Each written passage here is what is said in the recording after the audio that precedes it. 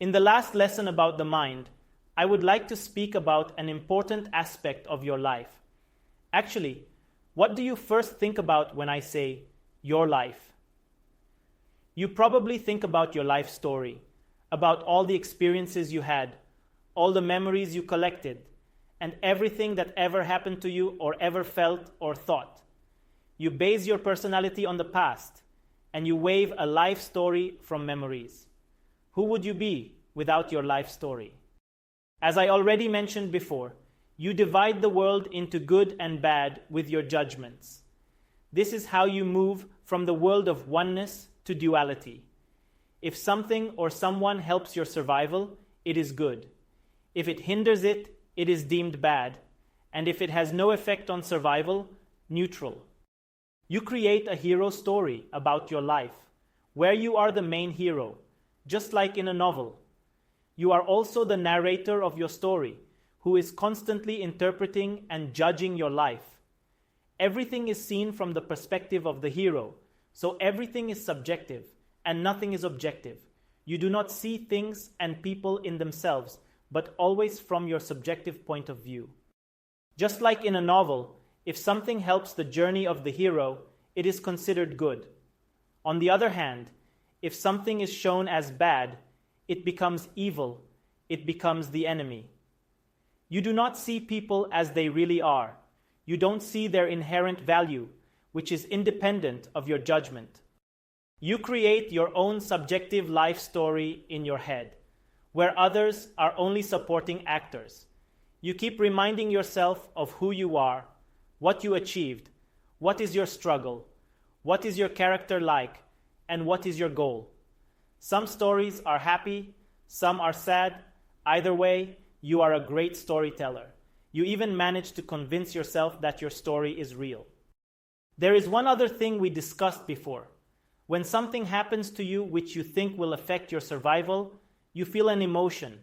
Besides, you also weave this event into your life story. You suppose it must be important because you felt an emotion. If you look back into your life story so far, you will notice that all memorable events are filled with emotions. The emotion lasts only a couple of seconds or minutes, but the story you tell yourself about it can last to the end of your life. If you retell the story to others or to yourself, you feel the emotion again. Now, remember your most vivid memories, good or bad. Identify what kind of emotions are connected to them. Why do you remember this and not something else? How many times have you told this to yourself or others? The other thing, everybody else is also doing the same to you. If you help others, they judge you as a good person. If you are against somebody, you are seen as bad.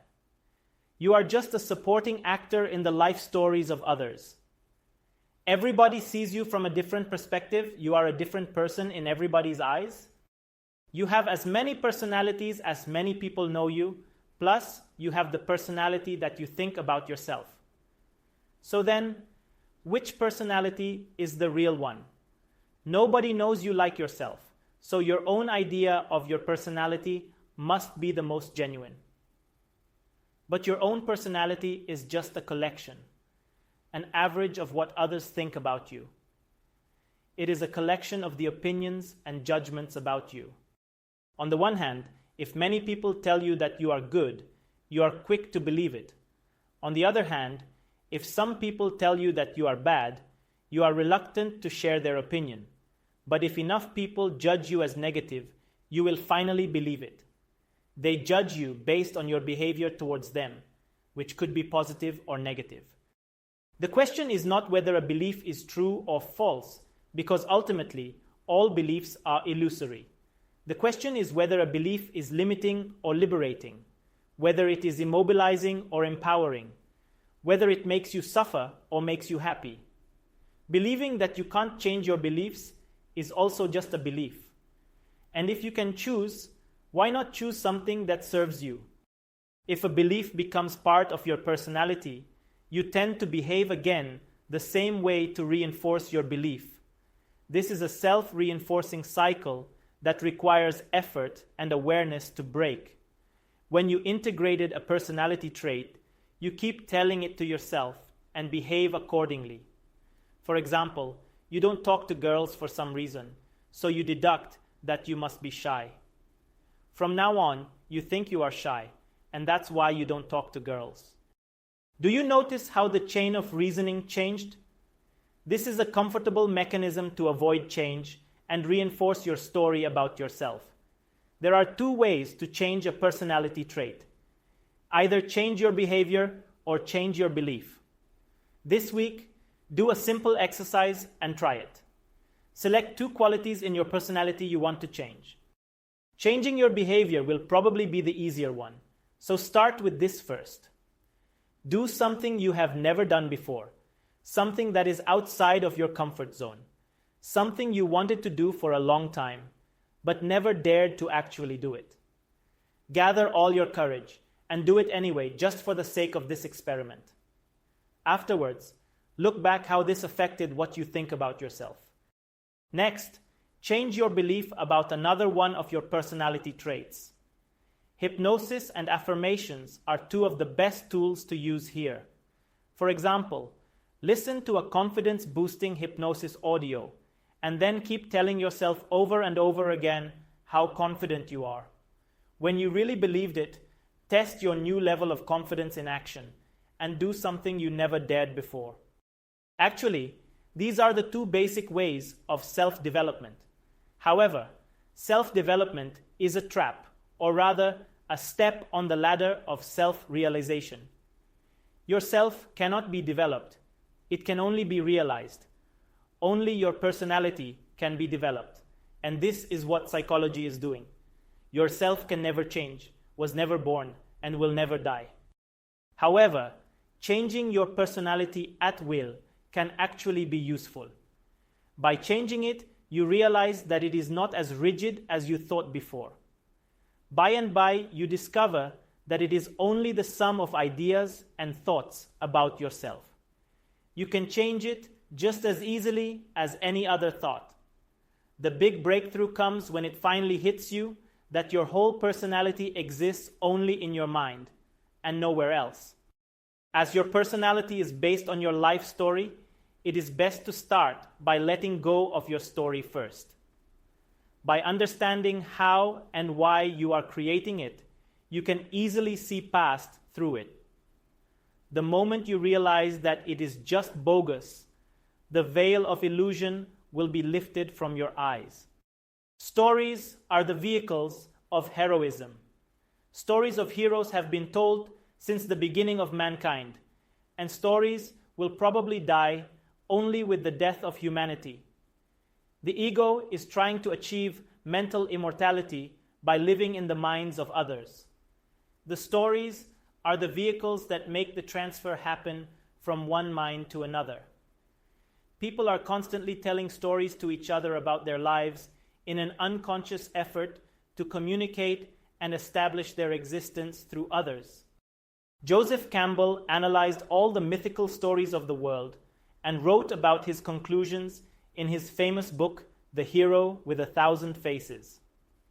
In this publication, Campbell discusses his theory of the journey of the archetypal hero found in world mythologies. He found how an ordinary man becomes a hero by taking on an adventurous journey, defeating an enemy symbolizing death, winning a great gift, and then sharing it with the rest of the world after his return. The oldest work of Western literature, namely Homer's Iliad, tells the story of Achilles. Achilles is given two choices that will decide his future. If he lives as a normal family man, he will have a peaceful life forever, but will not be remembered. If he goes to war, he will die as a hero, but his fame will live on forever. He chose the latter, and you would probably make the same choice. You ask, what is life worth if I feel like a nobody, almost like I'm dead? You give meaning and reality to your own existence by unconsciously trying to be a hero in many ways. Besides identifying with different parts of culture, the most direct way of becoming immortal is having children. Scientists are working on biological immortality or infinite human life extension. I hope they do not succeed, because that would be the most unnatural phenomenon in human history. It would also have many unpredictable consequences that we cannot even think of. Besides, I am sure many people would die of boredom. The thing closest to physical immortality we can achieve today is possible through our children. You can unconsciously feel that you will be living even after death through your kids. This is one reason almost every parent is trying to make their children similar to themselves. Your genes will survive anyway, so why not implant your ego too? I am sure you don't think about it this way, but this is exactly what you are trying to accomplish unconsciously. The ego has many subtle tricks up its sleeve. Just be aware of it and stop the madness. Your children deserve to be unique individual beings and have a life of their own. It is a whole different thing to simply have children or to become a family hero. Having children becomes symbolic for the parents. They make a heroic project out of it. Children give mugs labeled, "Dad is a hero," and drawings saying, "You are the best mom," to their parents. And when the parents mention that they are proud of their children, what they are really saying is that their children are making them feel heroic. Besides, the children can also feel heroic when they make their parents proud, because their existence gets acknowledged by them. Every child wants to make their parents proud because they receive a deep level of acknowledgement this way. Another kind of everyday hero is the worker.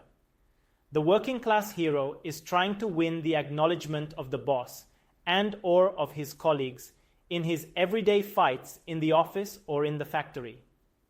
Getting acknowledgement in the workplace is often more important than the level of salary. Raising the salary doesn't only mean a higher chance of survival. It also means a story of your glory that proves you have value, you are worthwhile, you are good. Being the employee of the month means you are a hero. Therefore, you are. If the employee is a hero, the employer is even a bigger one. Not every boss knows the workers, but every worker knows the boss. I am talking about leaders, businessmen, visionaries, and politicians. When somebody is following you, your existence gets automatically acknowledged by the follower. You become a hero by leading others. You become important in your own eyes if others see you as important too. War heroes are usually the biggest heroes because they fight against the biggest enemy, death. A whole country is acknowledging your existence by remembering you. Besides, by defeating death, you acknowledge your own existence. Whether you physically survive or not, you become a hero either way. Millions of people are ready to go to death to become immortal. The tragedy is that all they achieve is only an illusion of immortality. Who can remember all the war heroes? And even the few we do remember, what good does it do for them? Even the memories of heroes die. Trying to become a hero to be immortal in the minds of the future generations is only a wishful thinking of the mind. History books are full of people who committed the biggest crimes ever. These people wanted to write their names in history, no matter what. Hitler wanted to create an empire that would last for 1,000 years. Instead, he only left a horrible legacy to the world. Alexander the Great, who conquered the whole known world, died empty-handed. He understood the stupidity of his actions right before his death. He realized that even if you are the emperor of the world, you will die, and you cannot bring the kingdom with you to the grave. Kings, politicians, criminals, and people of power have a common drive. They want to become powerful or at least famous, to be remembered as long as possible. Humans were living in tribes for millions of years. Today, these connections are more complex and less rigid.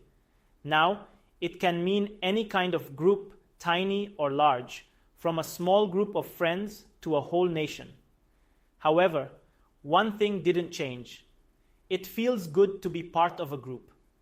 The members of the group acknowledge each other. If you are a part of a group, you feel that you exist. Group membership is a mutual business. You exchange your hero stories with your friends, and you become heroes in each other's eyes, and you get reassurance of your own heroism. When a friend needs encouragement, you tell him to believe in himself. In reality, you tell him to believe the lie of his personality. Groups are strong pillars of the ego in everyday life. That is why when a member of the tribe did something bad, he was dismissed.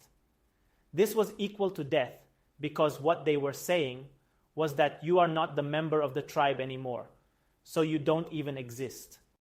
One of the most important hero systems of the modern man is the world of sports. You elevate your favorite players almost to the level of gods. Sports are optimal hero systems because humans can fight against each other, but in a safe way. But you don't even have to do sports yourself to feel heroic. Your trick is to identify yourself with your favorite player or your favorite team. You watch your team playing on the TV and you become so excited as if your life depended on it. Instead of saying that the team won, you say that we won. Watching sports is the lazy man's way of becoming a hero. You become a virtual hero through identification. The same process happens when you read a novel, when you watch a movie, or when you play a video game. You identify yourself with the hero and thus feel heroic. Subconsciously, you feel that his victory is your victory. These hero systems are more like dreams because as soon as they end, you realize that they were not real. In spite of this, they are important pillars of the man-made hero systems of society, what we call culture. The ego is really cunning, and it can create a hero system out of everything, even from sex.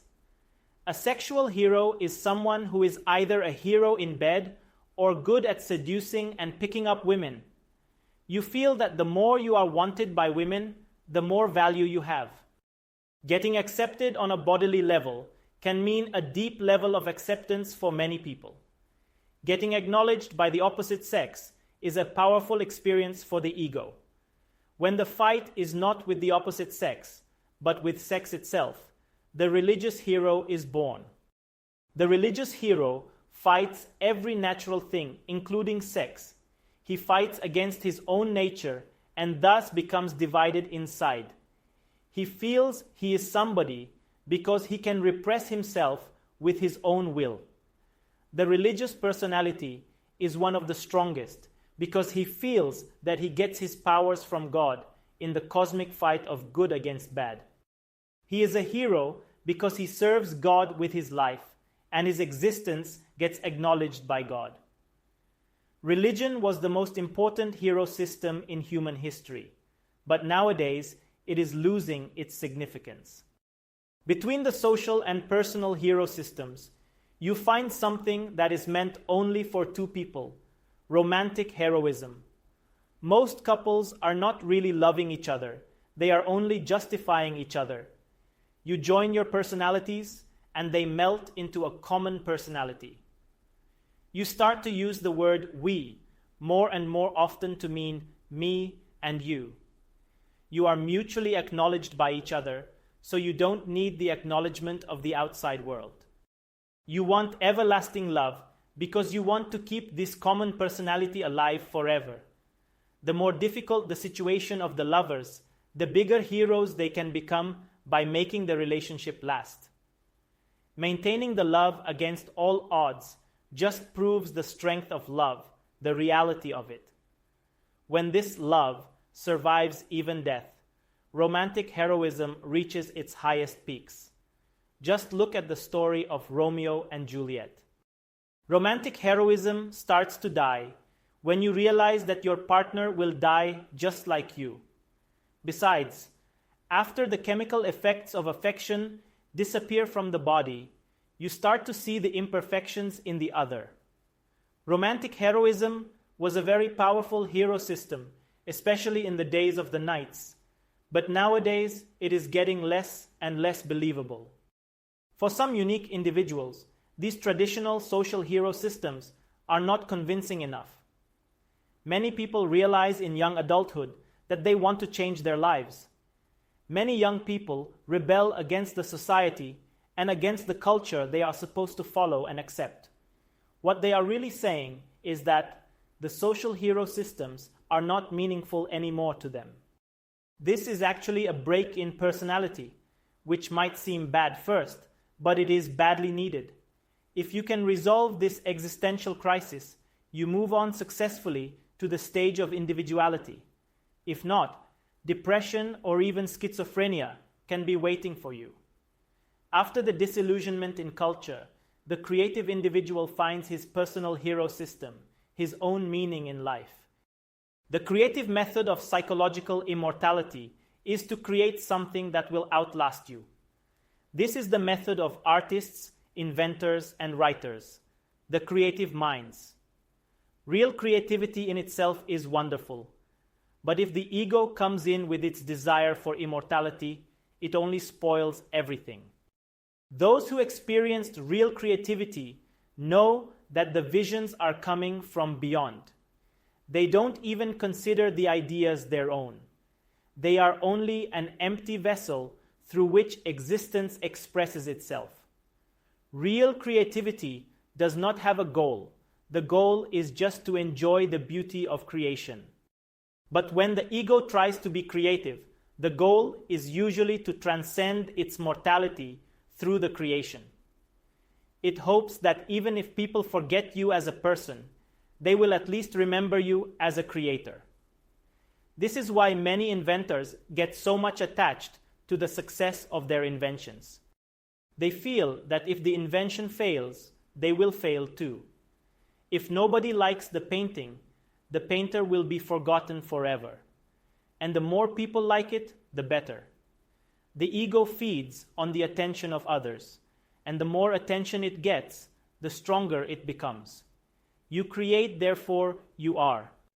The problem with the creative hero system is that the creator is trying to acknowledge his own existence through the creation. The acknowledgement is not independent, but dependent on the creation.